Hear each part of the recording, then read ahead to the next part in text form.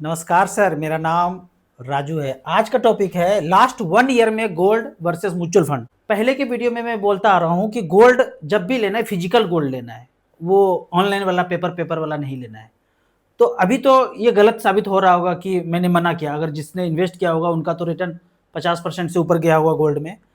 अभी एक क्वेश्चन और आता है कि इतना ज़्यादा बढ़ रहा है गोल्ड, तो बच्चों को बाद में तो शादी भी हमें देना ही पड़ता है, तो क्या गोल्ड में इन्वेस्टमेंट करना शुरू करें? तो पहले तो म्यूचुअल फंड के शब्दों में जो आंसर होता है, जो नॉर्मली यूट्यूबर्स रिटर्न के हिसाब से म्यूचुअल फंड के हिसाब से आंसर देते हैं, पहले उसको देखते हैं। लास्ट 1 ईयर में देखेंगे तो स्मॉल कैप ने -5 का रिटर्न दिया है और गोल्ड ने 50% का रिटर्न दिया है। मतलब इसने -5, मतलब 1 लाख लगाया तो 5,000 कम ही हुआ है, और यहाँ 1.5 लाख हो गया है। लास्ट 3 ईयर्स में देखेंगे तो 20% का रिटर्न स्मॉल कैप ने दिया है और गोल्ड ने 14% का रिटर्न दिया है। 5 साल में देखेंगे तो 29% का रिटर्न स्मॉल कैप ने दिया है और गोल्ड ने लगभग 14% का रिटर्न दिया है। कैसे चेक करेंगे? यहाँ पे आप स्टार एसआईपी में जाइए, 1 ईयर को सिलेक्ट कीजिए और एवरेज रिटर्न, हम टॉप का नहीं मान रहे हैं, एवरेज अगर देखेंगे तो -5 का रिटर्न पिछले 1 साल में हुआ है। इसी तरह से अगर गोल्ड का अगर चेक करें तो 1 ईयर में कोई भी आप चुन सकते हैं। हम एसबीआई जैसे चुन लेते हैं, एसबीआई गोल्ड फंड, 49-50% का रिटर्न, लगभग 50% का रिटर्न 1 साल में हुआ है। अगर 3 साल का बात करें तो small cap category average return 20.13% का आया है। यहीं गोल्ड में अगर 3 साल का रिटर्न देखें तो गोल्ड में तो एसबीआई गोल्ड फंड ही चुन सकते हैं। यहाँ जो एसबीआई है जो गोल्ड ईटीएफ में ही इन्वेस्ट करता है, तो इसका रिटर्न 14.31% का दिखा रहा है 3 साल में। 5 साल में अगर देखें तो स्मॉल कैप ने 29.22% का रिटर्न दिया है, जबकि गोल्ड ने 14.31% का रिटर्न दिया है। तो साफ है कि जस्ट पिछले 1 साल में गोल्ड ने बहुत ज्यादा रिटर्न दिया है, और ये कहां तक जाएगा ये तो मोगेम्बो 7 समंदर पार ही बता सकता है। क्योंकि ये कहना कि गोल्ड का प्राइस डिमांड और सप्लाई पे निर्भर करता है, ये प्योर बकवास है। आज इन्वर्टेड कॉमा में इसी का बात करेंगे। जो पेज दिखाएंगे उसको क्लिक करके रख भी लीजिएगा। तो यहाँ पे फिर से वो सवाल है कि गोल्ड में इन्वेस्ट करना चाहिए। मेरा फिर से जवाब वही है कि गोल्ड में पेपर में आपको इन्वेस्ट नहीं करके फिजिकल, बच्चों के लिए लेना है तो लेके रख लीजिए, बाद में चढ़ाइएगा जब चढ़ाना होगा।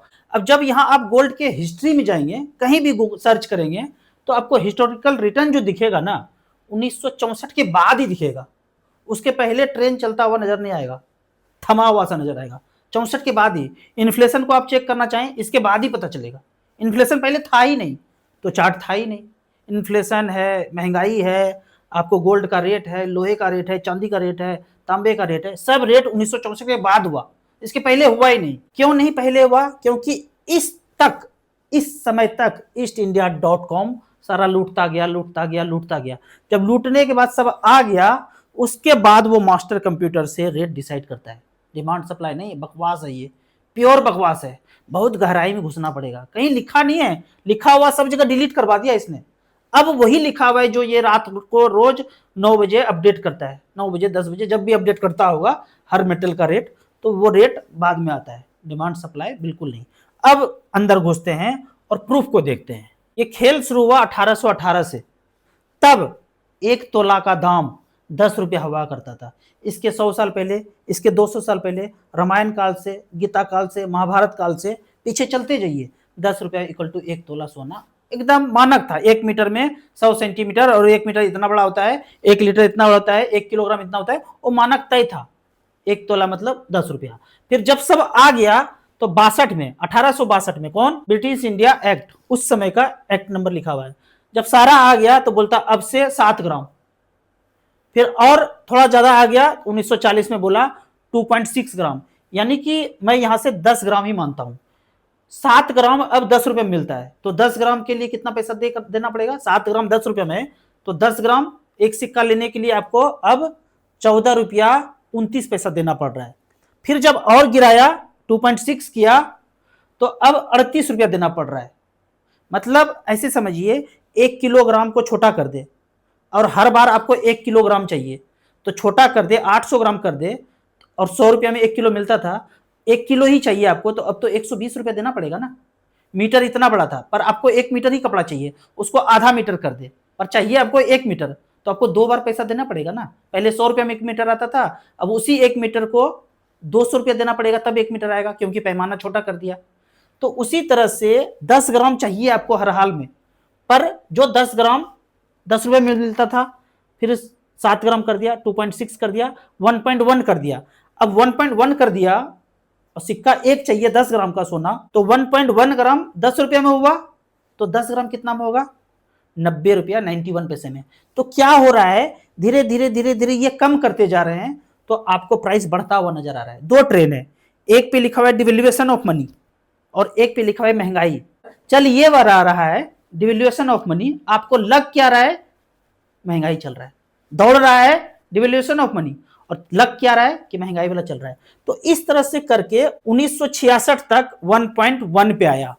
फिर लास्ट में जो हथौड़ा मारा मनमोहन सरकार ने 91 में 10 रुपए का 0 कर दिया, और ये जो 56 इंच का सीना अभी तक चल रहा है डंकापति, वो मेंटेन किया हुआ है 0। अगर सीना इतना ही बड़ा था तो खट से ये लेते आना चाहिए था ना, बाहुबली की तरह 10 रुपए इक्वल टू 11.6। अरे ना लाते, वो जो मनमोहन ने किया था 91 में कि 1.1 से 0 लेते आया, उसको तो मेंटेन कर सकते थे ना। खैर आगे बढ़ते हैं। तो आपने देखा यहां तक धीरे धीरे करके 90 आ गया। इसके बाद अब खेल शुरू होता है। 1964 में 63 रुपया बोलते हैं, 1964 में 63 रुपया बोलते हैं। तो यहां देखिए 90 रुपीज कब था? 90 रुपीज था 1966 में। 64 और 66 में 2 साल का फर्क है, तो यहाँ 63 रुपया था। 63 रुपया से 71 रुपया, 83 रुपया, 90 से कम, मतलब 90 कब था? 90 था यहाँ 1966 में। अब ये चलना शुरू हुआ 83 1966 में, और 1966 के ही साल में 90 रुपया भी आया, जो यहाँ पे आप कैलकुलेट करके देख रहे हैं, 90 रुपया 91 पैसे आया 1.1 ग्राम के लिए।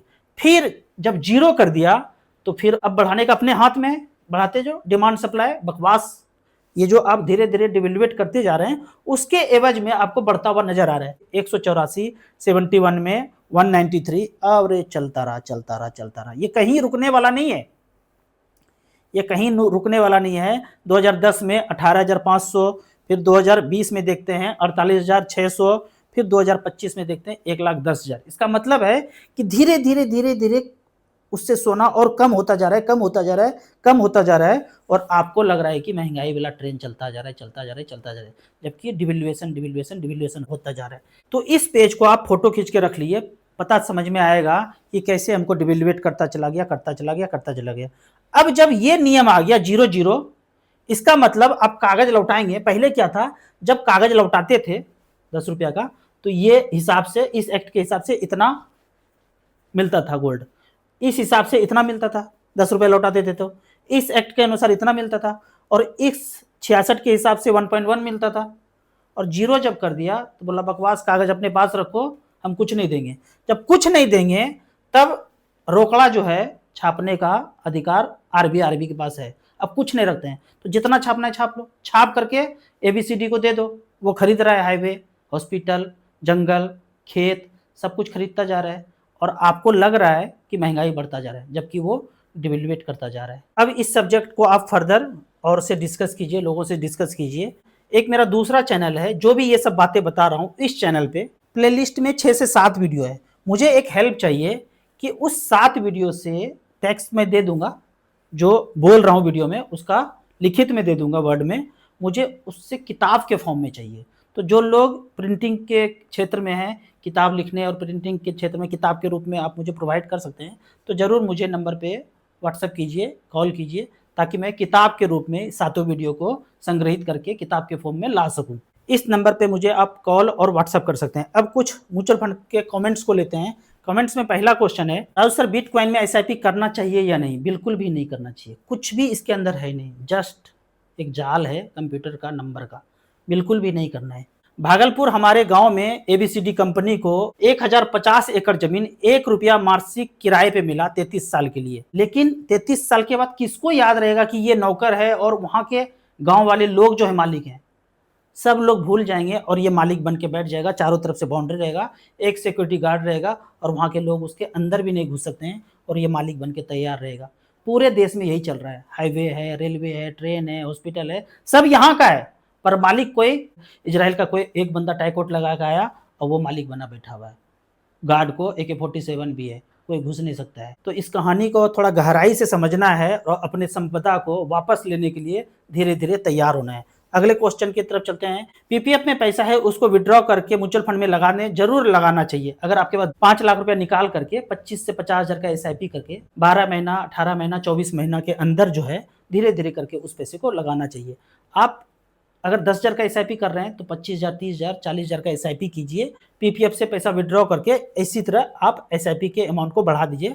और ज़्यादातर मैं बोलता हूँ स्मॉल कैप ही लेना है, माइक्रो कैप, मिड कैप भी एक एक जोड़ सकते हैं। मेरा पोर्टफोलियो चेक कर दीजिए। SBI small cap 1,000, SBI small cap दूसरे में भी 1,000 और एसबीआई कॉन्ट्रा में 3,000, SBI dividend yield 3,000, Nippon small cap 2700, Nippon Nifty 250, 2,000 रुपया, सब सही फंड है। जरूर 2 को चेंज करना चाहिए यदि यहाँ से आपके पास ज़्यादा टाइम है। एसबीआई कॉन्ट्रा को चेंज करके आप बंधन स्मॉल कैप या मोतीलाल स्मॉल कैप ले सकते हैं। एसबीआई डिविडेंड यील्ड को चेंज करके मोतीलाल माइक्रो कैप भी जोड़ सकते हैं यदि यहाँ से आपके पास ज़्यादा समय है तो। पिछले 1 साल में स्मॉल कैप ने -5 का एवरेज रिटर्न दिया है, लेकिन यही आप एसआईपी में रिटर्न चेक करेंगे 1 साल में। एसआईपी में क्या हुआ, 12 महीने में पैसा गया, तो हर स्टेज में पैसा गया। कम था तब भी गया, ज़्यादा था तब भी गया। अभी ज़्यादा पे है या 1 साल पहले कम पे था, तो एवरेज रिटर्न अगर स्मॉल कैप का देखा जाए, जो लोग एसआईपी चला रहे होंगे 1 साल से सही, 1 टाइम लगाए तो -5% का रिटर्न है, -5% कम में है। और यहाँ पे एसआईपी के मोड में अगर एवरेज देखा जाए 8% का पॉजिटिव रिटर्न दिख रहा है। 2 साल में देखेंगे, 3 साल में देखेंगे, वो आप अध्ययन कीजिए थोड़ा थोड़ा करके। ऐसा दौर हमेशा आएगा, कभी गोल्ड ज़्यादा रिटर्न दिखा देगा, कभी सिल्वर दिखा देगा, कभी जो है कोई sector fund, power sector fund अच्छा कर जाएगा, कभी डिफेंस का फंड अच्छा कर जाएगा। आपको लगेगा मैं स्मॉल कैप में फंस गया हूँ क्या? आपको कंटिन्यूअस बनने रहना है। मैं तो हमेशा बना हुआ हूँ, जो भी कुछ एक्टिविटी मैं करूँगा मैं यहाँ पे लाइव आके बता भी दूंगा। तो आपको इसी तरह म्यूचुअल फंड में बने रहना है। आपको इसी तरह म्यूचुअल फंड के बारे में और कुछ जानना है, इन्वेस्टमेंट के बारे में जानना है, तो इस नंबर पर मुझे व्हाट्सअप कर सकते हैं। दिए हुए ऐप में रजिस्ट्रेशन करके आप मिनिमम 1,000 का एसआईपी शुरुआत एसबीआई स्मॉल कैप से शुरू कर सकते हैं। आपको याद दिला दूं, मैं एक AMFI registered mutual fund distributor हूं। आप इसी तरह से कमेंट सेक्शन में क्वेश्चन पूछते रहिए। वीडियो अच्छा लगता है तो लाइक शेयर कीजिए। इन्वर्टेड कॉमा वाला जो है बात याद रखना है, लोगों से चर्चा करना है। कुछ भी हो नहीं रहा है वो चालबाजी से इस तरह से बढ़ाया जा रहा है। और किताब जो मैंने जिक्र किया है, कोई रेफरेंस हो तो ज़रूर मुझे व्हाट्सअप कॉल कीजिए। Thank you so much.